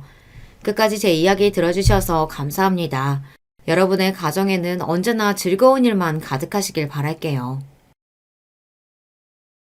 안녕하세요. 저는 경기도에 살고 있는 30대 후반 여성입니다. 3살 난 딸아이의 엄마이기도 하고요. 저는 어린 시절을 조금 불우하게 보냈어요. 막 돈이 없고 가난해서 그랬다기보다는 그냥 아버지 때문에요. 저희 아버지는 툭하면 저와 엄마를 때렸습니다. 밖에서는 그렇게 세상 좋을 수 없는 사람이었는데 집에만 들어오면 달라졌어요. 대외적으로는 세상 책임감 넘치고 다정한 아버지였고 집에서는 더 없는 폭군이었어요. 어느 날 엄마가 그러더군요. 연정아, 누가 물어보면 무조건 엄마 따라가서 살 거라고 해. 무조건. 그렇게 엄마와 아버지는 이혼했어요. 나중에 다 커서 들은 이야기지만 엄마는 아버지에게 맞을 때마다 사진을 찍거나 병원에 가서 진단서 같은 것들을 모아두셨더라고요. 그냥 이혼하면 여자 혼자 자식을 키우기 힘드니까 위자료나 양육비를 최대한 많이 받기 위해서 그러셨다는 이야기를 제가 어른이 되고 나서 들었었습니다. 엄마가 모은 자료들은 충분했기 때문에 아버지와의 이혼은 수월하게 진행이 됐다고 하더군요. 아버지는 이 사실을 밖에다가는 일절 비밀로 해주는 조건으로 엄마가 요구한 위자료와 양육비를 모두 지급해줬습니다. 아버지네가 재산이 좀 있는 집이었거든요. 할머니나 할아버지도 집안의 위신을 떨어뜨리고 싶어 하진 않으셨던 모양이었습니다. 그 덕에 저는 돈으로는 별로 힘든 삶을 살아오진 않았어요. 물론 유복하진 않았지만 말입니다. 하지만 어린 시절에 겪어온 아버지의 폭력으로 인한 트라우마 같은 것들이 남아있었어요. 어디선가 남자가 크게 소리를 지르면 남들보다 몇 배로는 더 놀랐고 덩치가 큰 성인 남자 옆에는 가지 않으려 했고 엄마와 떨어지는 것에 대한 극도의 분리불안 같은 것들이 있었습니다. 그 상처들은 아직 남아있지만 비교적 잘 자랐어요. 크게 어디 하나 모난 곳 없이 말입니다. 다만 한 가지 남들에 비해 두려움을 가지고 있는 게 있다면 그건 남자긴 했어요. 연애고 결혼이고 생각도 없긴 했지만 애초에 남자를 만난다는 것, 그 자체에 대한 거부감이 있었거든요. 엄마는 그걸 알고 계셨습니다. 나는 네가 어린 시절 상처 때문에 연애도 안 하고 결혼도 안 한다는 것 같아서 걱정이구나. 그렇다고 한들 결혼을 꼭 해야 하나? 요즘은 안 하고 혼자서도 잘잘 살잖아. 그래도 너무 마음의 문을 닫고 아무도 안 만나겠다는 생각으로는 살지 마. 세상에는 네 아빠 같은 사람만 있는 건 아니니까. 알겠어.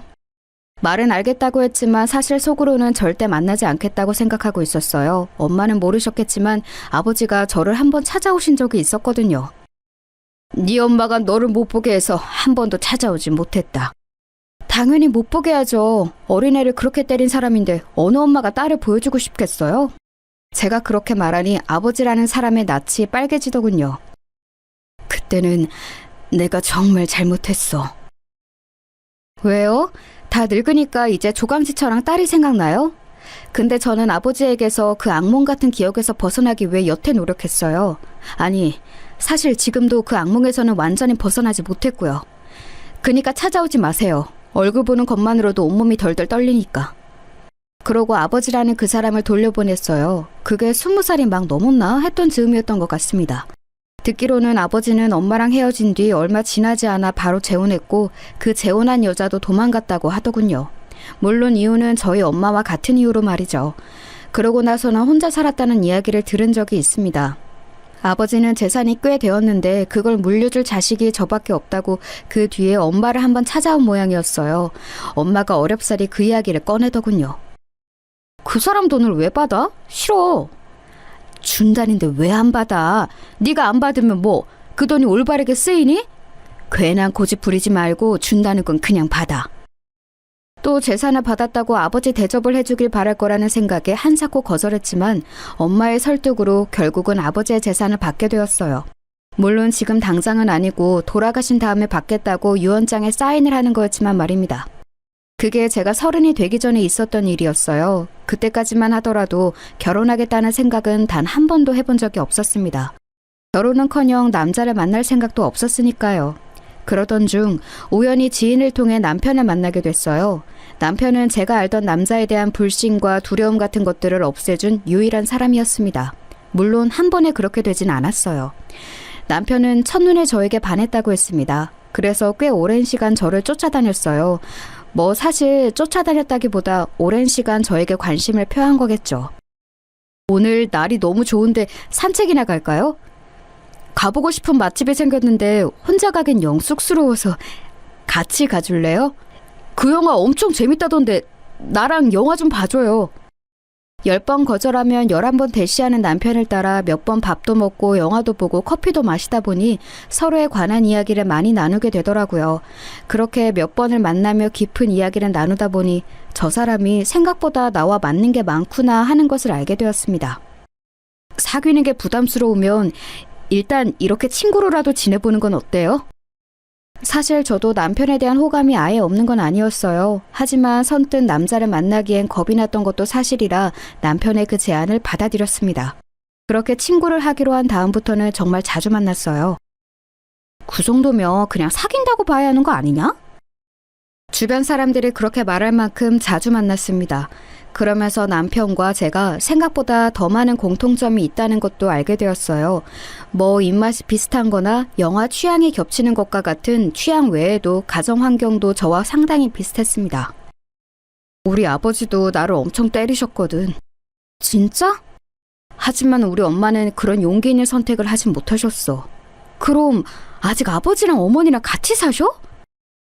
제 질문에 남편은 그렇다고 대답은 하지 않았지만 느낌상 그렇다는 분위기는 풍기긴 했어요. 그래서 그때 저는 당연히 계속 같이 사시나 보다 하고 생각했었던 것 같습니다. 저의 불우했던 과거와 같은 과거를 공유한다는 사실만으로도 남편에 대한 믿음과 호감이 더 올라갔어요. 동병상련 같은 마음도 들었고 말입니다. 아직도 나 좋아해? 나 만나고 싶어? 어느 날 제가 그렇게 물었고 그렇게 저희는 연인이 되었습니다.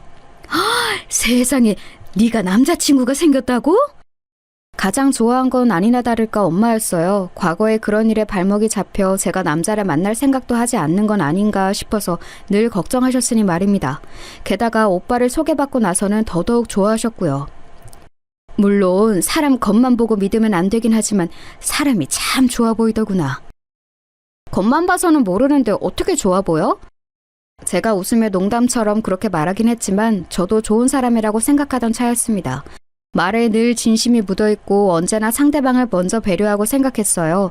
연애의 기간이 길어질수록 그런 제 마음에는 확신이 생겼습니다. 하지만 그럼에도 불구하고 결혼은 좀 겁이 났던 게 사실이었어요. 그런 제 마음을 남편은 다 알고 있었습니다. 그래서 이런 말을 하더군요. 그럼 결혼 전에 한번 같이 살아보는 건 어때? 자기는 지금 누구랑 한 집에서 한 이불 덮고 사는 거에 대한 막연한 두려움이 있는 거잖아? 그니까 나랑 한번 살아보고 괜찮으면 결혼하고 조금이라도 신경 쓰이는 게 있으면 안 결혼 안 하면 되고. 그렇게 해도 괜찮아, 오빠는? 나는 어차피 너 아니면 결혼할 생각 없어서 괜찮아. 저는 그런 남편의 제안이 참 반가웠습니다. 밖에서는 괜찮은 사람이 집에서는 그렇지 않다는 걸 아버지를 통해 여러 번 확인해 왔던 터라 한 집에서 한번 살아보고 나서 결정해보고 싶긴 했어요. 절대 안 된다. 무슨 동거야 동거는. 결혼을 하지. 가볍게 생각했던 저와 달리 엄마는 결사 반대하고 나섰습니다. 사실 그 정도로 반대를 하실 줄은 전혀 몰랐었기 때문에 살짝 당황하긴 했었어요. 하지만 결국 설득에 성공했습니다. 사실 그 설득도 남편이 엄마에게 믿음을 줬기 때문이었어요. 저는 연정이 아니면 결혼 안 합니다, 어머니. 그런데 연정이가 결혼에 대한 두려움이 있으니 한번 살아보고 연정이 뜻에 맡기는 게 어떨까 싶어서요. 그러면 나중에 모두가 행복한 결혼식을 올릴 수 있을 거고요. 그렇게 여러 번 엄마를 설득한 끝에 허락을 받아냈습니다. 집도 엄마 집이랑 가까운 집에 작은 투룸을 얻었어요. 남편 집도 저희 집도 뭔가를 더 해주고 싶어 하셨지만 그건 결혼을 하게 되면 해달라고 이야기하고 거절했습니다.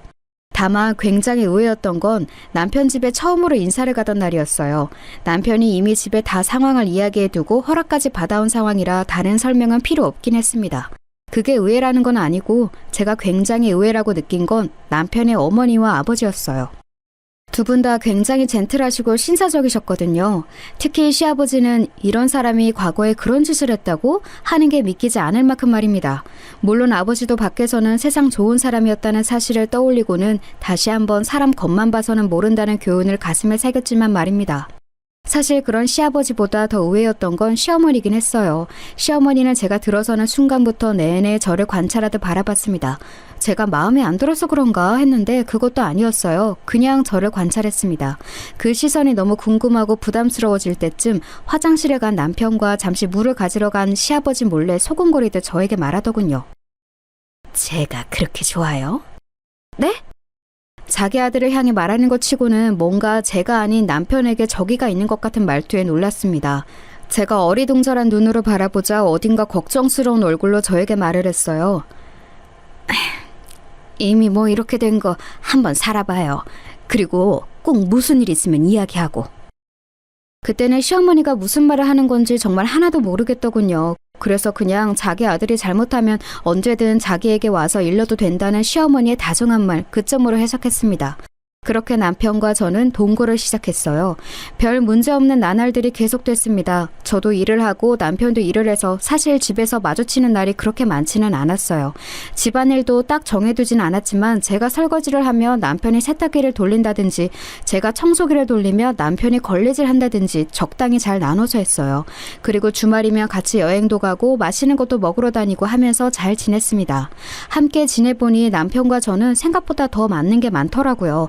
그래서 취미 같은 것들도 공유를 많이 했어요. 그렇게 한 1, 2년이 지나니 주변에서는 이제 결혼해야 하는 거 아니냐는 말들이 나오더군요. 누구보다 더 그걸 기다린 건 다름 아닌 저희 엄마였고 말입니다. 그래서 진지하게 결혼에 대해 생각해보던 찰나에 제 몸이 이상한 걸 알았어요.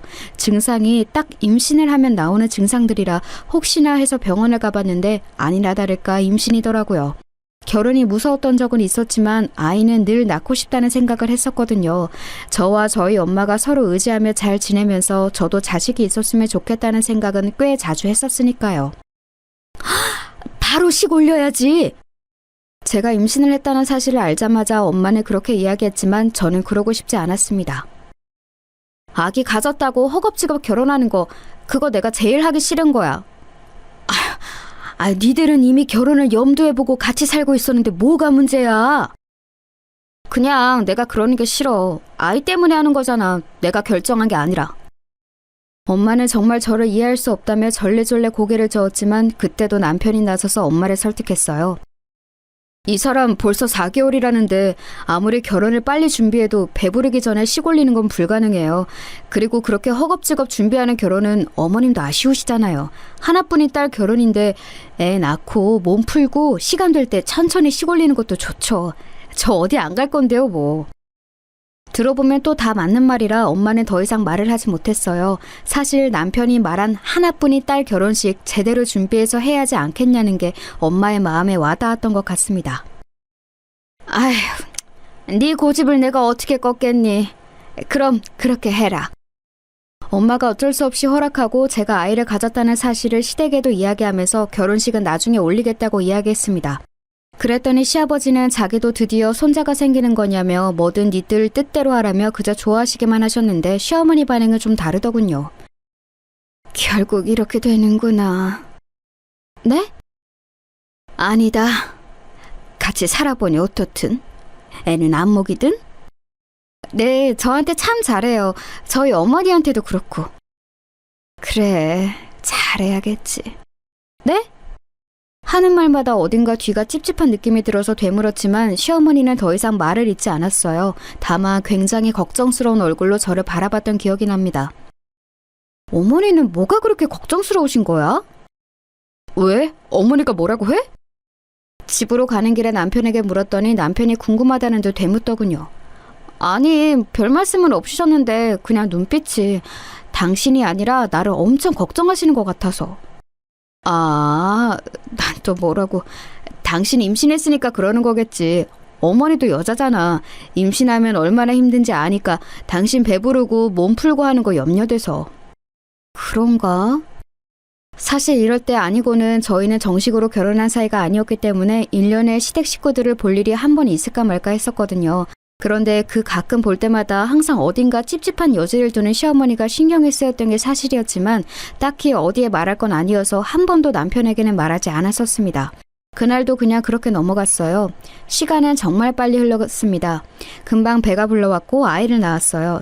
제가 하는 일이 디자인 관련 업무라 저희 회사가 좀 자유로운 분위기긴 하지만 그래도 아직 결혼도 하지 않은 여자가 육아휴직을 쓴다는 건 규정상 불가능했기 때문에 아이를 낳기 직전에 사직서를 냈습니다.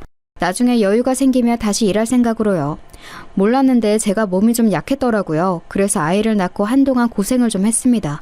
몸조리 하는데 시간이 좀 걸렸어요. 그러는 동안 아이는 엄마와 남편이 번갈아가며 봐줬습니다. 아이를 낳고 몸조리를 끝내면 바로 올리려던 시기에 제 몸조리 기간 때문에 좀 미뤄지고 돌만 지나고 나면 하자고 하는 바람에 좀 미뤄지고 그런 식으로 두세 번이 미뤄졌어요. 그렇게 어느새 아이를 낳고도 2년이라는 시간이 더 지나 아이는 3살이 되었습니다.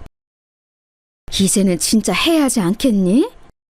저도 사실 이제는 진짜 식을 올려야 한다고 생각하던 찰나였어요. 더 이상 미룰 일도 아니었고 5년이 넘는 기간 동안 봐온 남편은 정말 괜찮은 사람이었으니까요. 저도 이제 남자나 결혼에 대한 두려움이 사라진 것 같았고요. 제가 식을 올리자고 마음을 먹고 나니 일은 빠르게 진행됐습니다. 늦게 하는 결혼식이지만 그래도 제대로 해야지.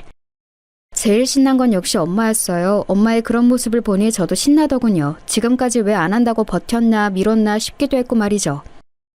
우리 결혼식인데 장모님이 제일 신나셨네. 그러게나 말이야. 우리 진짜 잘 살아야겠다. 그렇게 다짐도 했습니다. 남편은 혼인신고부터 하자고 했지만 사실 저는 절차를 다 마치고 하고 싶어서 미루고 있었어요.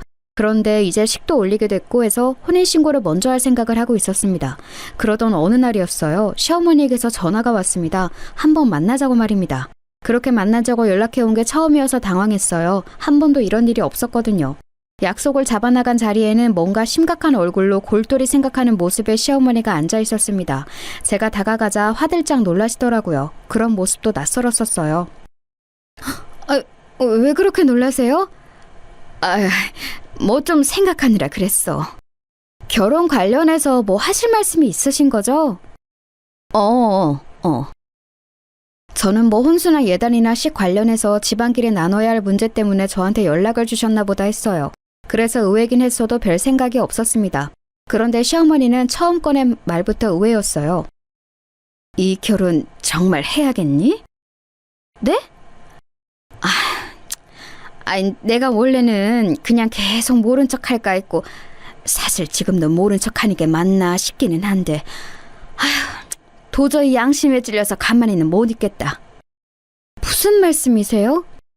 도저히 알아들을 수 없는 말들을 하시더라고요. 그전에도 늘 의미심장한 표정과 말들을 하시긴 했지만 이번에는 더 그랬습니다. 제가 대체 무슨 소리냐는 듯 묻자 시어머니는 저를 물끄러미 보더니 한숨을 한번 푹 쉬더군요. 그리고는 믿을 수 없는 이야기를 시작했습니다. 너 한 번도 정훈이가 이상하다 생각해 본 적 없어? 네? 이상하다고 하면 뭐 어떤 식으로 이상한 걸 말씀하시는 건지. 너한테 잘해주는 모든 것들이 가짜라고 생각해 본 적 없냐는 말이야. 뭔가 꾸며낸 것 같다거나 연기 같다거나 진심이 담기지 않은 것 같은. 한 번도 그런 생각을 해본 적은 없다고 대답하려다 문득 쎄한 느낌이 들었습니다. 그러고 보면 남편은 정말 한 번도 저에게 짜증을 내거나 화를 낸 적이 없었거든요. 사람이 몇 년을 같이 살았는데 아무리 잘 맞고 성격이 좋더라도 한 번쯤은 서로 짜증을 낼 법도 하잖아요. 그런데 신기하게도 남편은 한 번도 그랬던 적이 없었습니다. 저는 좋은 사람이니까 당연히 그러려니 했었는데 그 이야기를 전에 친구에게 했더니 친구가 그건 좀 이상하지 않아? 라고 지나가듯 이야기했던 게 마음속에 있었나 봐요. 이렇게 바로 생각난 걸 보면 말이죠. 제가 아무 대답도 못하고 있자 시어머니는 그럴 줄 알았다는 듯이 고개를 끄덕였습니다. 과하다, 완벽하다, 친절하다 이런 생각 해본 적 없어? 너무 좋은 사람이라고 현실에 없을 것처럼 말이야. 네, 근데 그게 문제가 되는 건 아니잖아요. 그런 사람이면 좋은 거 아니에요? 그래, 좋은 건 맞지. 나도 그렇게 생각했었으니까. 처음 그 아이의 새엄마로 들어왔을 때 말이야. 새엄마요? 내가 계모라는 이야기 정훈이가 안 했니? 그래, 뭐 안 했겠지. 굳이 해야 할 이야기는 아니지만 그래도 남편이 늘 시어머니에 대해 이야기할 때 친어머니라는 듯 이야기를 했었기 때문에 그 말에는 조금 충격을 받았습니다. 시어머니는 믿을 수 없는 말들을 계속 이어갔어요. 정훈이 친어머니가 병으로 돌아가시고 정훈이 아버지가 나랑 재혼을 했지.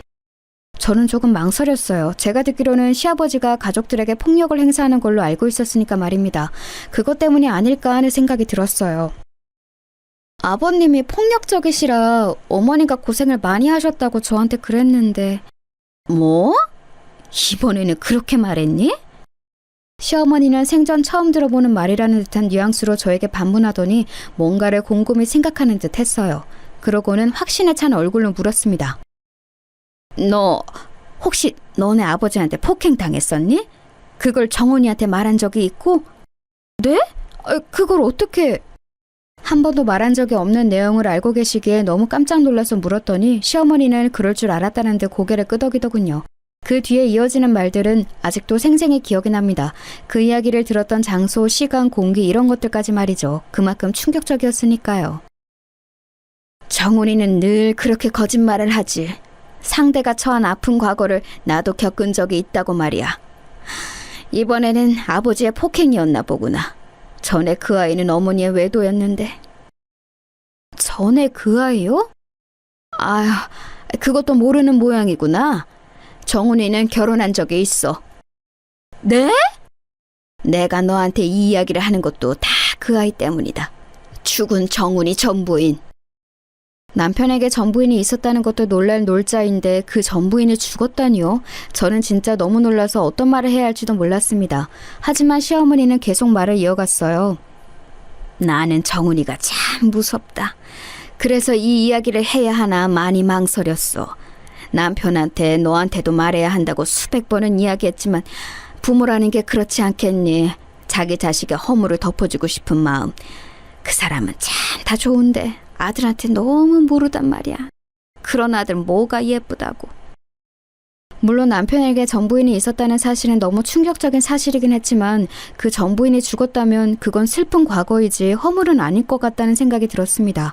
물론 그런 이야기를 하지 않은 남편에게는 조금 배신감이 들기는 했지만요. 전부인이 있었다는 사실을 숨긴 건 조금 괘씸하긴 한데 일찍 세상을 뜨신 거니까 그 사람에게는 아픈 과거가 아니었을까요? 그래서 저한테도 숨긴 거고. 제가 그렇게 이야기하니 시어머니는 한숨을 쉬며 고개를 절레절레 저으시더군요. 내가 그걸로 허물이라고 하겠니? 그때부터 들은 이야기는 정말 엄청났습니다. 사고사였어. 둘이 여행을 갔는데 교통사고가 아주 크게 났다. 정훈이는 타박상 정도로 그쳤지만 그 아이는 많이 다쳤지. 그렇게 갔어. 저는 아무 말도 하지 않은 채 시어머니의 말을 가만히 들었습니다. 처음에는 우리도 정훈이를 너무 안쓰러워했다. 결혼한 지 2년밖에 되지 않아 한창 좋을 때 사랑하는 아내를 잃은 거니까 말이다. 하지만 어느 날 그 아이의 친정에서 찾아왔더구나. 시어머니는 말을 하기 힘든지 앞에 있는 커피를 벌컥벌컥 마셨습니다. 그런 시어머니를 보고 있자니 제 입도 마르는 기분이 들었어요. 우리 집에 찾아와서 난동을 부리는 그 집 식구들을 보면서 뭐 딸이 어쨌든 정훈이랑 여행을 갔다가 사고로 죽은 거니 그럴 수 있다고 생각했어. 딸을 잃은 부모의 마음은 오죽하겠니. 우리 탓을 해도 그러려니 듣고 있자고 정훈이 아빠가 그렇게 이야기해서 그냥 듣고 있었는데 그 사람들이 하는 말이 심상치가 않더구나. 그러고는 이제 진짜 이야기를 시작하려는 사람처럼 심호흡을 한번 했습니다. 결혼하기 전에 그 아이 앞으로 정훈이가 수십억의 보험을 들어놨더구나. 그리고 그 아이가 죽고 나서 그 보험금은 당연히 수령이는 정훈이었고, 신기할 정도로 자동차 사고 보험에 거액의 돈을 넣고 있었다는 말에 확인해보니 정말이었어. 저는 이 지점부터 정말 소름이 확 끼쳤던 것 같아요. 시어머니의 말은 계속됐습니다. 정훈이가 그 아이의 보험금으로 수령한 돈만 20억이 넘는다. 그리고 무슨 이유에서인지 아이들이 빌린 그 렌터카의 블랙박스는 고장이 났고 말이야. 새벽이라 목격자도 없고 CCTV도 없는 외곽이라 그 누구도 사고 현장을 보지 못했어. 정훈이 빼고 말이다. 약간 꿈속 같았어요. 제가 듣고 있는 이야기가 진짜인지 현실인지 아닌지 구분이 되지 않았습니다.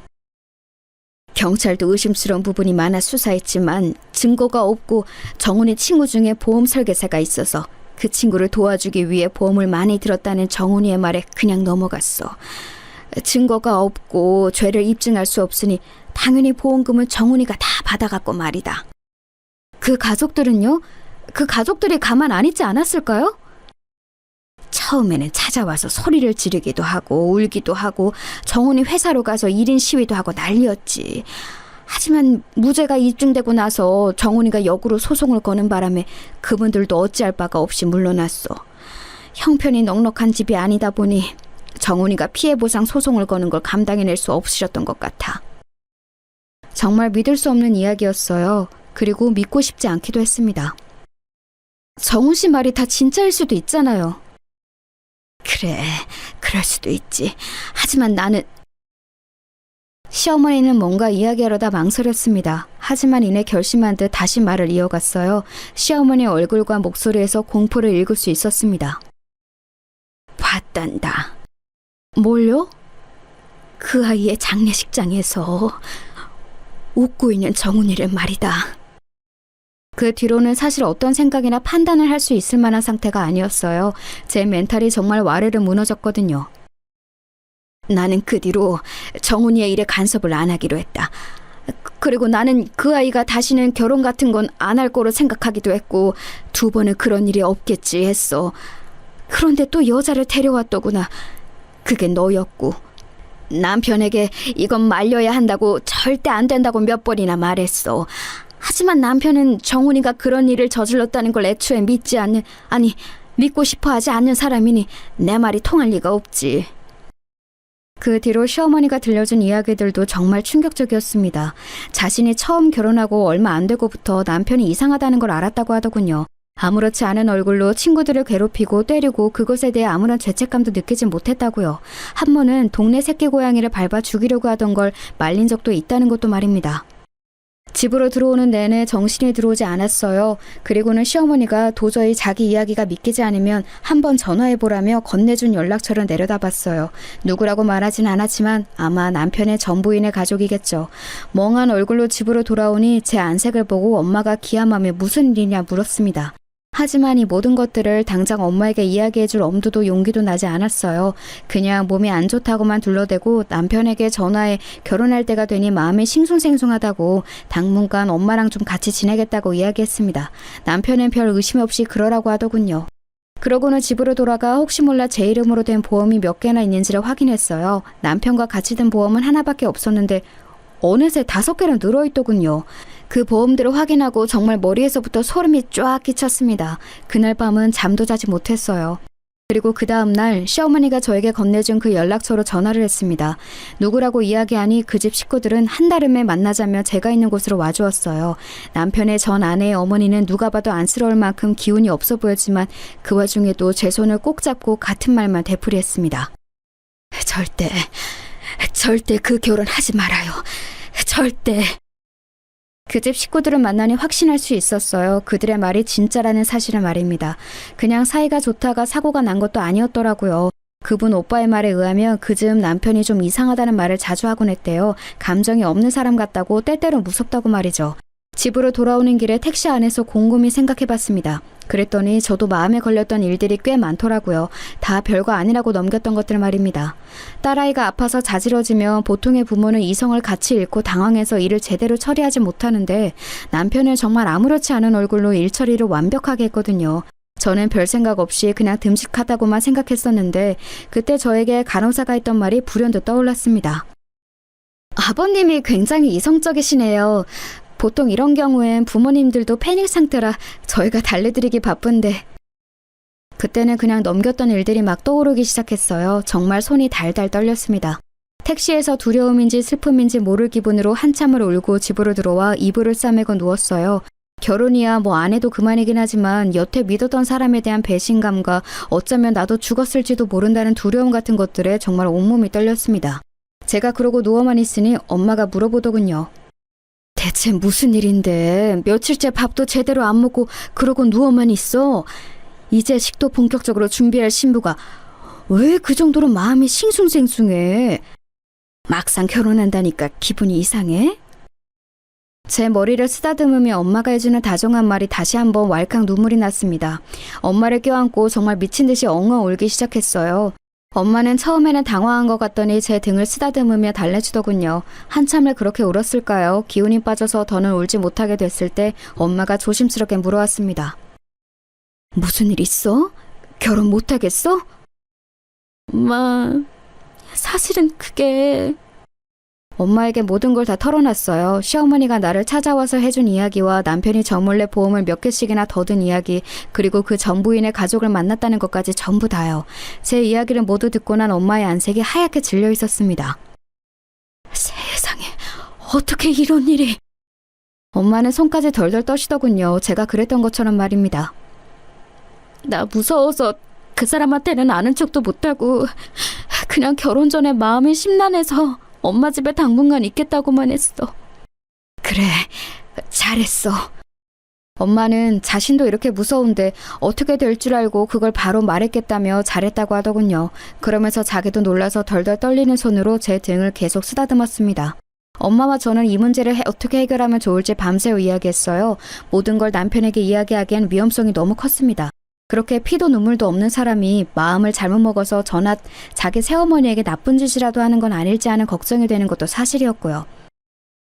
그래도 사실을 어느 정도 이야기하지 않고 무턱대고 헤어지자는 걸 그 사람이 받아들일지도 걱정이야. 어느 정도는 이야기해야 하지 않을까? 그럼 엄마가 밖에서 지키고 있을게.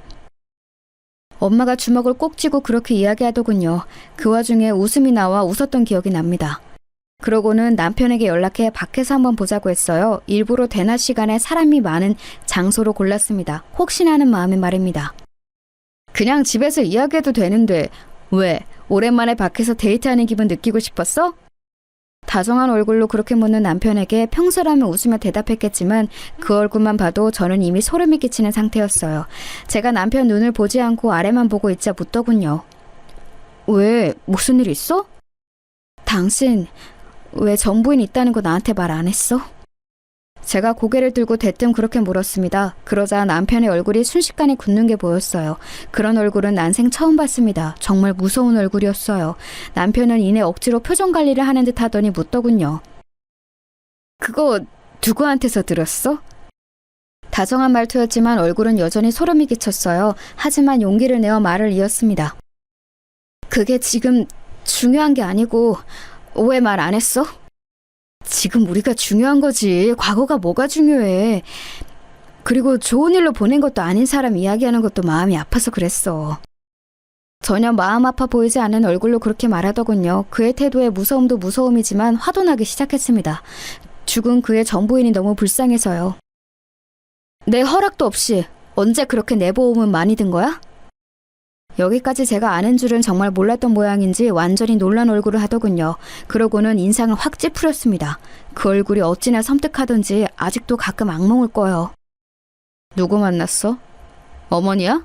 아님 그 집 가족들이야? 낮은 목소리로 그렇게 되묻더군요. 지금 내가 누굴 만나서 무슨 소리를 들었는지가 그렇게 중요해? 왜 내 질문에는 하나도 대답을 못하는 건데? 왜 들었냐니까 내 보험? 제 질문에 남편이 이를 악무는 듯한 얼굴을 하더니 애써 웃어 보이며 대답했습니다. 그 얼굴이 기괴하기까지 했어요. 혹시나 해서 들었지. 당신 걱정되니까. 갓 태어난 아기 보험도 3개씩이나 들었더라. 태어나자마자 보험부터 드는 거 너무 이상하지 않아? 아기가 아플 때를 대비한 거지. 그게 그렇게 잘못된 거야? 나한테는 한마디도 안 했잖아. 왜 그랬어? 제가 질문을 퍼붓듯 쏟아내자 남편은 한숨을 푹 쉬더군요. 내가 무슨 말을 하던 자기는 이미 나를 믿을 생각이 없구나. 그치? 당신 같으면 이런 상황에서 당신을 믿을 수 있겠어? 사랑하면 믿어야지. 사랑하는 사람을. 그러기엔 당신이 나한테 비밀로 한 게 너무 많잖아. 그건 외에도 거짓말을 한 게 한두 개가 아니었지만 그것들을 다 이야기하면 시어머니가 저에게 이야기해줬다는 것을 남편이 알게 될까봐 그 부분은 이야기하지 않았습니다. 그만 일어날게. 당신은 더 이상 내 말 안 믿겠다. 내가 생각한 대로 믿어도 된다는 이야기야? 어차피 당신은 내가 무슨 말을 해도 믿을 생각 없잖아. 나는 말이야, 눈을 보면 다 알 수 있어. 내 말을 믿을 사람인지 아닌지. 남편은 그러고 일어서서 카페를 나갔어요. 나가는 길에 엄마와 남편이 마주친 것 같았지만 남편은 엄마를 보고도 인사도 하지 않고 갔다고 하더라고요. 엄마는 그때 남편이 자신을 봤던 표정이 너무 섬뜩해서 평생 잊지 못할 것 같다고 말했습니다. 저도 마찬가지였어요. 그렇게 제 결혼 준비는 다 끝났습니다. 없던 일이 되었어요. 남편이 출근하고 없는 시간에 맞춰 둘이 살던 집으로 가 제 물건들을 다 가지고 나왔습니다. 그리고 보험을 해지했어요. 그 김에 보험사에서 왜 당사자의 허락도 없이 보험을 들었냐고 따져 물어서 보상금을 받을 수 있었습니다. 남편은 그러고 저에게 한 번도 연락하지 않았어요. 얼마간의 시간이 지나고 다른 것들이 모두 정리가 되어갈 때쯤 시어머니에게 문자를 한번 남겼습니다. 감사하다는 말과 함께 편하실 때 한번 연락을 달라고 말이죠.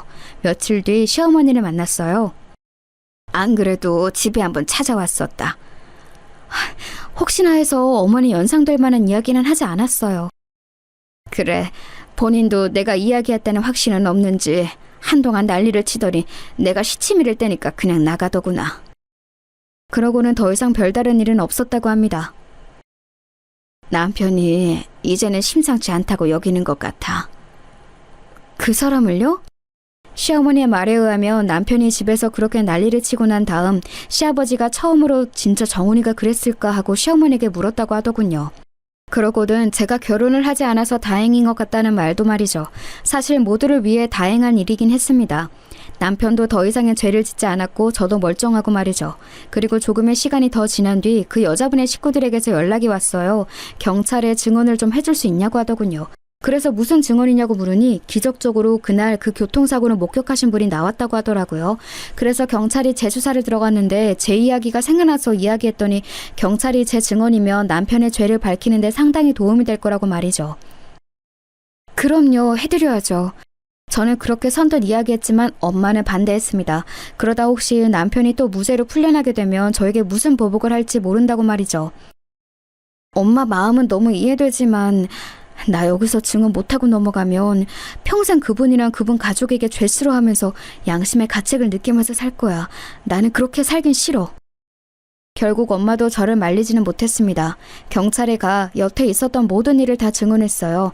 남편과 어떻게 만나게 되었는지, 그리고 저 몰래 제 보험과 아이의 보험을 드러났었다는 사실 등등을 말입니다. 그렇게 증언을 다 하고 얼마 지나지 않아 남편에게 전화가 왔어요. 그렇게까지 했어야 했어? 나는 그냥 사실을 말했을 뿐이야. 내가 어떻게 할지 안 무서워? 이 통화도 다 녹음되고 있는 거 알지? 제가 그렇게 말했더니 한동안 말이 없다가 전화를 끊더군요. 남편에게서는 더 이상 연락이 오지 않았습니다. 그리고 얼마 지나지 않아 남편이 유죄 판결을 받았다는 소식을 들을 수 있었어요.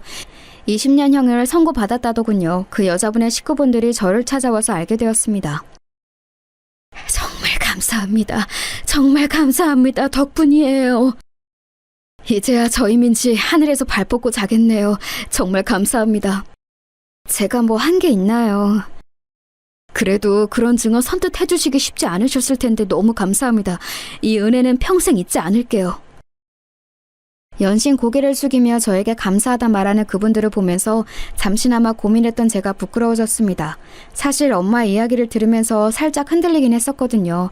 조금 시간이 지나서는 시어머니에게서도 연락이 왔었어요. 너무 정신이 없어서 연락을 못했다고 하면서요. 시아버지는 이제 현실을 받아들이신 것 같더라고요. 그리고 남편은 항소하기 위해 시아버지에게 변호사를 붙여달라 요구했지만 시아버지가 거절했다는 이야기를 들었습니다. 그래서 국선 변호사를 써 항소를 준비 중이라는 것도 말이죠. 하지만 시어머니의 말에 의하면 목격자가 나타났고 제 증언이 너무 세서 뒤집힐 가능성은 없다고 하더라고요.